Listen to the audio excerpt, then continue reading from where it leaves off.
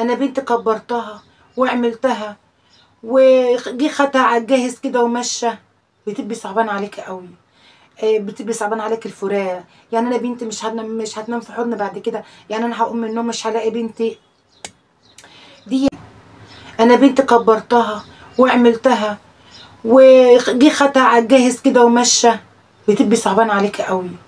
بتبقي صعبان عليك الفراق. يعني انا بنتي مش هتنام في حضن بعد كده. يعني انا هقوم من النوم مش هلاقي بنتي دي. بتفرحي ببنتك وبتفرحي بعدلها، وبتكون يعني فرحتك كبيرة لما يكون راجل محترم جدا يصونك بنتك ويحافظ لك عليها، وما يحصلش اي مشاكل، يتقي الله فيها. آه ويكون عارف، واخد واحدة بنت ناس، واحد يعرف يصونها.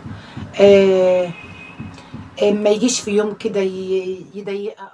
السلام عليكم ورحمة الله وبركاته. اللهم صل وسلم وبارك على سيدنا محمد عليه أفضل الصلاة والسلام. مساء الخير يا جماعة، عاملين ايه؟ أخباركم ايه؟ اتفضلوا معانا قهوة.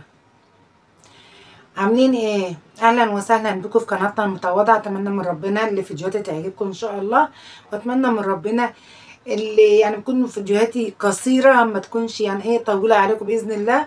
واهم حاجة نستفاد منها وناخد معلومة منها. لو هي اصلا فيديو صغنن قد كده، اتمنى من ربنا اللي هو يفيدكم ان شاء الله. تيجي نشوف بقى حكايتنا النهارده. حكايتنا حلوه ما يشبعش ان شاء الله النهارده. كفايه معرفتك بيكم، معرفه الناس كنز. مش كل الناس المحترمه اللي بتحترم الانسان اللي بيطلع يجيب لهم الاخبار المهمه. اكيد يعني في يعني صحبة الناس بتبقى كنز. مش اي ناس ولا اي حد تعرفيه ولا اي حد تصاحبيه الا لما تكوني متأكدة منه وعارفاه وعارفة اخلاقه. نخش في موضوعنا. يا احلى متابعين واحلى مشاهدين في الدنيا بحال. كلنا عارفين الامهات والابهات يعني. انا من الناس من الامهات اللي بتبقى اما عيالي كده بيكبروا قدام عينيا، وادعوا يا رب يبعت لكم ابن الحلال، يا رب يرزقك بالراجل الهادي الصالح اللي يسعدك ويهنيك وما يشيلكيش الهم. هما لسه صغيرين. كل ما البنت ما بتكبر قدام عينيكي كل ما بتدعي اكتر. كل ما بتكبر كل ما بتدعي اكتر. تنك بقى 20 سنة تدعي بقى عشان ربنا يكرمها ان شاء الله ويبعت لها ابن الحلال اللي يسعدها. ويوم ربنا ما يبعت لها ابن الحلال اللي يسعدها، يوم الخطوبة تعيطي. صدقوني انا يوم الخطوبة تعيطي وتحضني في بنتك، او تنك تعيطي ليه ايه؟ هتمشي وتسيبك والفراق ومش عارف ايه. عدى سنة، نيجي بقى ايه يوم الفرح بقى، الفرح الكبير، تغيب بشهر بحاله وانت بتوضبي لها حاجتها تعيطي. انا بنت كبرتها وعملتها، وجي خدها على الجاهز كده ومشى. بتبقي صعبان عليك قوي. بتبقي صعبان عليك الفراق. يعني انا بنتي مش هتنام في حضن بعد كده. يعني انا هقوم من النوم مش هلاقي بنتي. ديت سنة الحياة.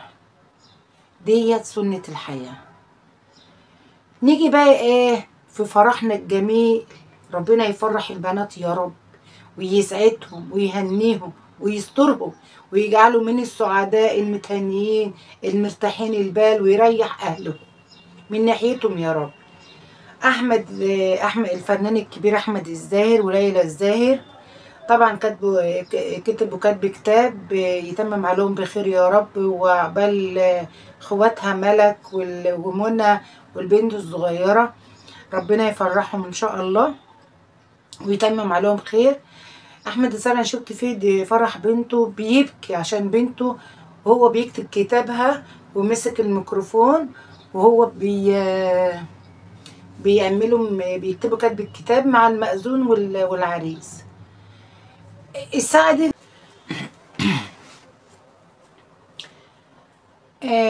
طبعا في الساعة ديت اتفكرت بناتي وانا بجوزهم، اتفكرت بناتي وانا عماله اجهزها لعريسها. اتفكرت وانا عمال اعيط والبنات تعيط، انا اعيط وبنتي تعيط. يعني لحظه حلوه قوي قوي، بس برضو لحظه مؤثره جدا. لحظه اللي انت تكبري وتعلمي، ويجي عريس بقى ربنا يسعد البنات بحالها يا رب، ياخدها من قدام عينيكي. يعني حاجة، يعني هي حلوة مش وحشة، بس تحسي اللي في حاجة ناقصة عندك. النهاردة أحمد الفنان الكبير أحمد الزاهر فكرني باللقطة دي بالذات. رحت رن على بنتي كده قول لها انت فاكرة؟ قالت لي فاكرة ايه يا ماما؟ انت قلت لها فاكرة اما كنت بجهزك للعريس وانت تعيط وانا بعيط؟ ايه اللي فكرك يا ماما؟ ده انت زمانك كنت ده انت زمانك رميته ورايا بلاص عشان امشي من قدامك. ايه اللي فكرك؟ قلت لها فكرني اللي انا اتفرجت على فيديو بتاع ليلى الزاهر وباباها بيعيط جدا جدا، بيحضنها وعمال يعيط. قالت يا ماما للدرجة دي؟ للدرجة دي انت كنت مقصرة بيا؟